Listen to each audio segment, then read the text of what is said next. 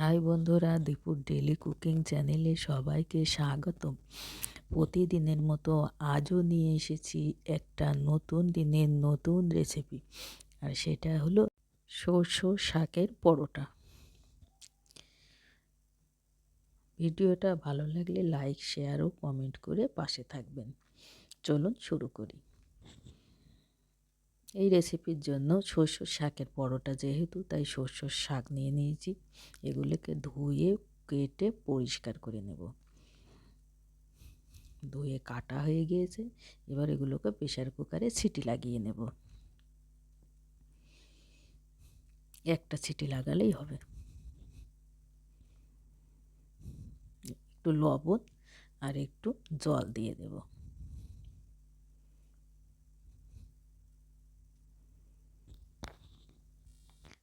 শস্য শাকগুলোকে প্রেসার কুকারে সিটি লাগিয়ে ঠান্ডা করে নিয়েছি। এবার মিক্সারে পিষে নেব।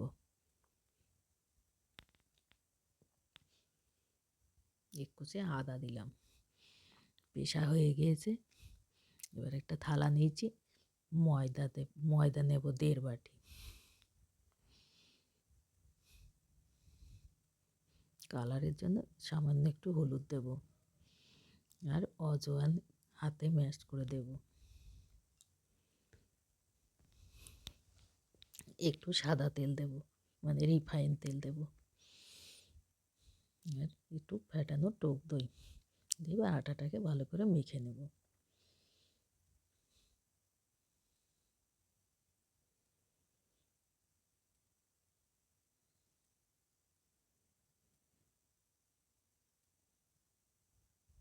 এবারে সর্ষের শাক যে পেস্ট করে রেখেছিলাম, ওই পেস্ট দিয়ে আটা মাখবো। এখানে আমি জল ব্যবহার করব না।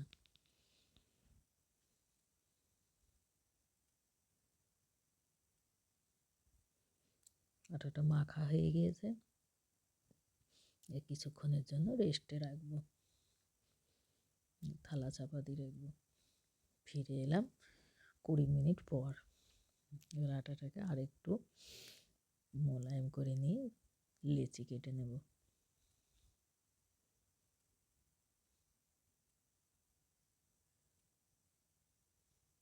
চারটে লেচি কেটে নিয়েছি।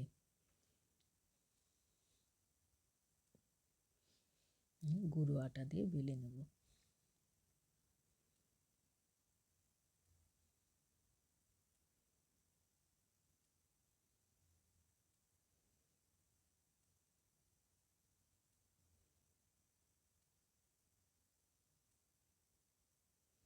রোস্টে বেলা হয়ে গিয়েছে। এবারে ফোল্ড করে নেব।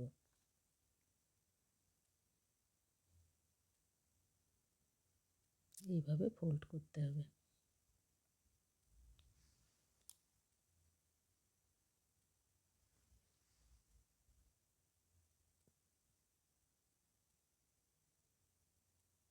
এবার এটাকে গোল করতে হবে।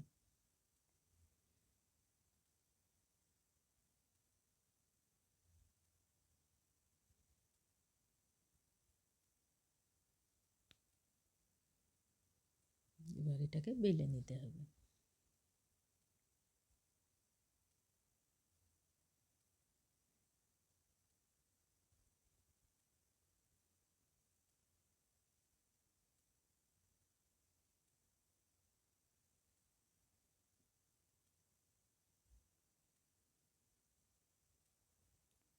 বেলা হয়ে গিয়েছে। এবার একটা তেল দিয়ে বেলে দেখাবো। গুঁড়ো আটা, তেল, যে কোনোভাবে বেলা যেতে পারে।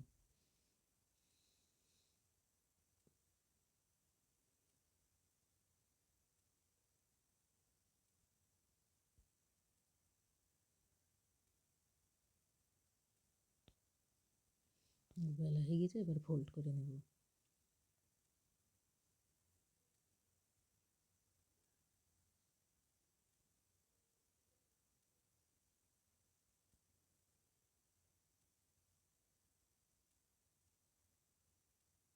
এবার এটাকে রাউন্ড করে নেব। এবার বেলে নেব।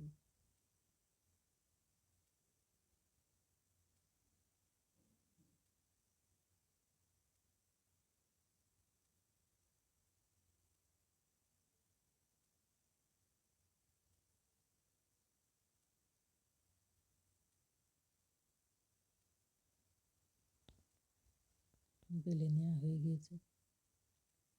এবার পরোটাগুলো ভেজে নেওয়ার জন্য ফ্রাই প্যান দিয়ে দিয়েছি। ফ্রাই প্যানে একটা পরোটা দিয়ে দিয়েছি, ভালো করে উল্টে পাল্টে ভেজে নেব।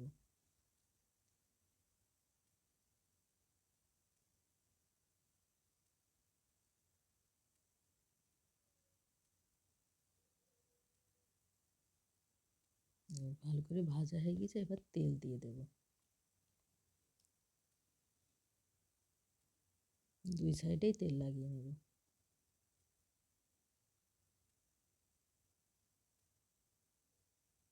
এবারে আর একটু এপিট ওপিট ভেজে নিয়ে নামিয়ে নেব।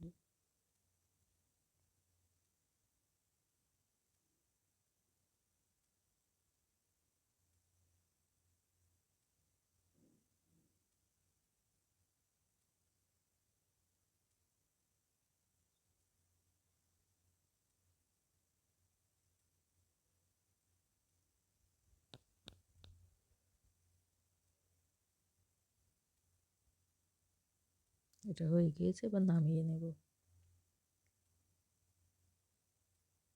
এইভাবে বাকিগুলো ভেজে নেব।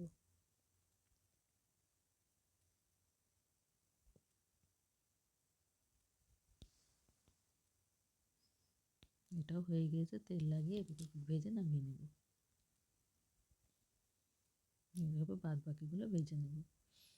পরোটা রেডি।